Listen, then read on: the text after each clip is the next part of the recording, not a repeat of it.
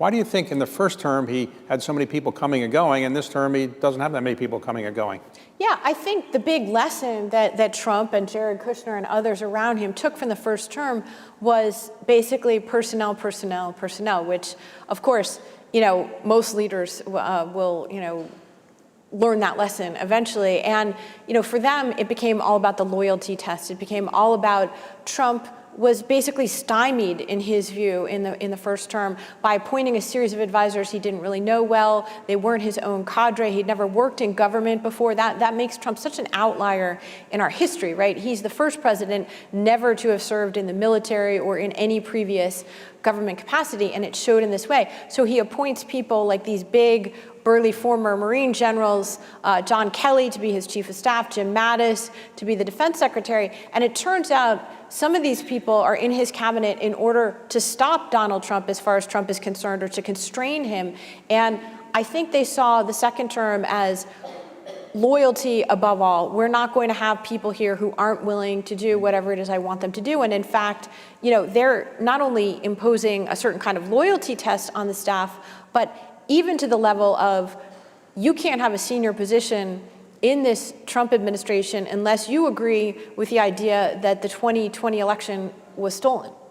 So in the first Trump term, a lot of time was spent on the Mueller investigation, which President Trump said was a hoax because there was no collaboration. But there was evidence, was there not, that Putin was trying to influence the election some way? That's not to say that Trump knew about it, but is there any doubt that that actually was happening by the Russians? I mean, this is the thing, right? He has oversimplified what Mueller's investigation found. What Mueller's investigation found was the Russians did interfere in the 2016 election. They did do it for the purpose of helping Donald Trump win, and they did it on a remarkably expansive way. Now, that doesn't mean that they changed the election, but it does mean that they tried.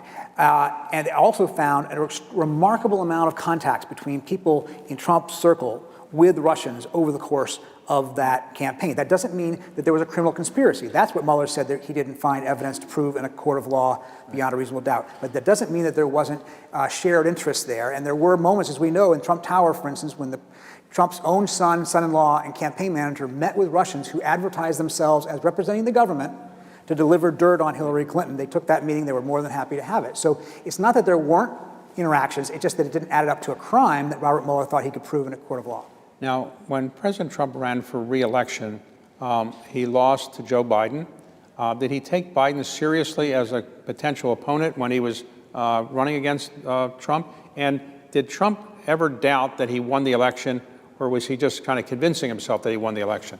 Yeah, these are really important questions, especially since literally every day, even though we're years later, we hear the president saying it was a rigged election and talking constantly about 2020. And actually, if you go back in time, I think we were lucky to be able to debrief and to interview people right in the immediate aftermath of that. So what we were told by some very senior people who did serve in that administration is that there were times in the immediate aftermath of 2020 when Trump would make a comment that suggested he understood he had lost. Like, I can't believe I lost to that guy, or, when I'm not here and when Biden is in charge. So I think, the evidence is pretty clear that he understood. And again, the reason why he understood he lost, let's be real, is that you would have to be completely delusional to believe that it was a rigged election in 6 American states with people all over the country and voting machines and whatever involved. That would be a conspiracy the likes of which is not only never been seen in American history, but would be almost logistically impossible to pull off, because even if Donald Trump found 11,000 votes in Georgia, right, it wouldn't have changed the outcome of the election.